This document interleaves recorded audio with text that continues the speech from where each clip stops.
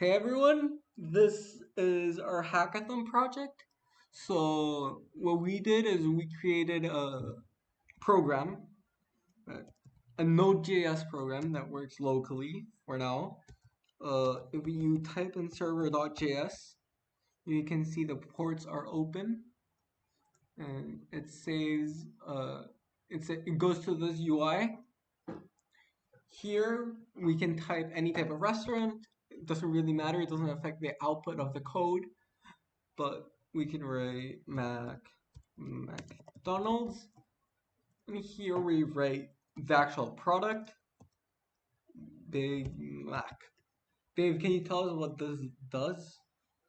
So basically, this will send our code the name of your food, which is Big Mac, and then our front end part, or like our JavaScript part. So with Puppeteer, it'll scourge the internet for websites that show the ingredients that are in your food, which in this case is Big Mac.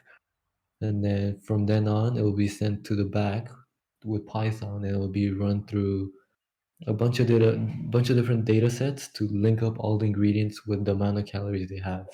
And then that will give us this, which will show us how many calories a Big Mac has, which in this case is 487. And it will also tell us all the ingredients in a Big Mac, as you've seen in the middle of the web page. Since this is web scraping and works for any type of product, the data is not precisely accurate. However, it's able to scourge the internet and find the most relevant pieces of information that can answer that we can put in this UI. Uh, so now if we actually go to the code, we have to upload it to GitHub still. There's a couple of sections. First is the actual website or the UI or the interface, which begins with a food Einstein. This is just simple HTML and CSS. Uh, our most important JavaScript, one of the most important JavaScript files would be the server.js, which starts a Node.js server and creates all the websites and the different possible paths. So everything's loaded up and requires the next script, which would be the puppeteer.js. Uh, Even though it's named Puppeteer, this function does multiple things. It first receives the information from the form, from the index.html, which has a normal HTML form. It receives that information and uses the data and saves the data for the actual response. Then we actually launch Puppeteer. For development, this would be set to true. However, we wanted to show you how the program actually works. Then uh, it it should go to the first. It should search on Google the data name which we got from the form and exclude Wikipedia because it confused our program with an excessive amount of repeated keywords.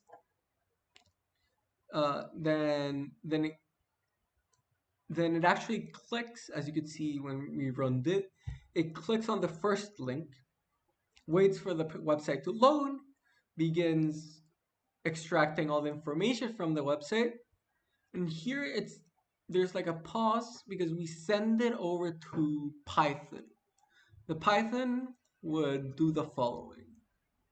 Okay, so for the Python part, I'll just go over every line of code real quick. So first it will just, import all the libraries, and then we'll import calories too with the CSV, which is the data set that we used. It has most of the ingredients in the world. This is the most accurate data set we could find on Craggle.com, which is a data set finder. Okay. And then after that, we import the names of the things that we have to line up with the data set, which is sys.arg1.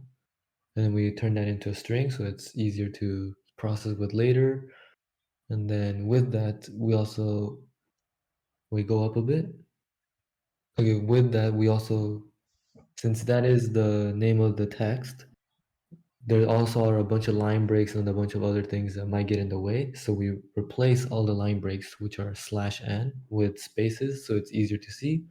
And then we also get rid of all those extra spaces, so it's the one really long string, so it's easier to process instead of a list, or instead of like a text file with a bunch of, I mean, a string with a bunch of line breaks.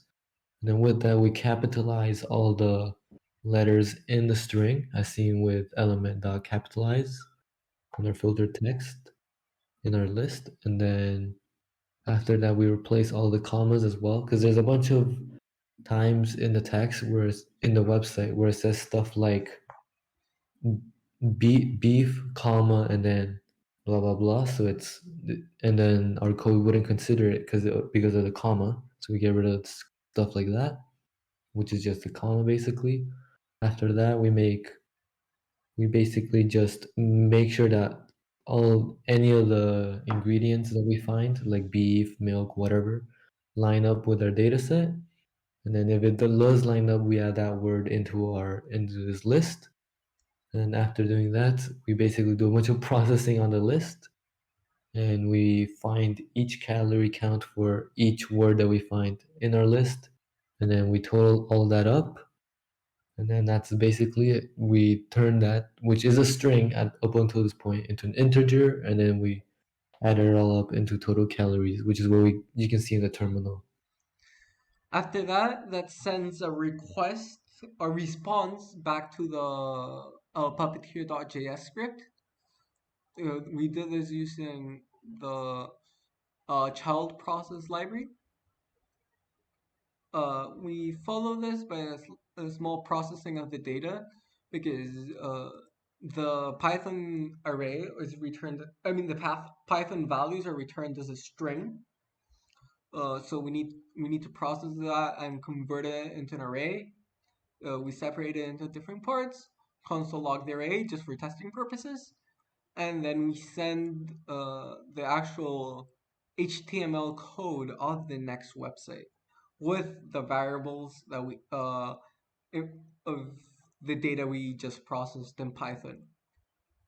After that, of course, we're listening for a response for uh, the original HTML form, and after that, it just goes to result, and that's basically HTML. It just displays an HTML page that gives you all that information. Uh, Thank you so much for the opportunity, and hope you like our project.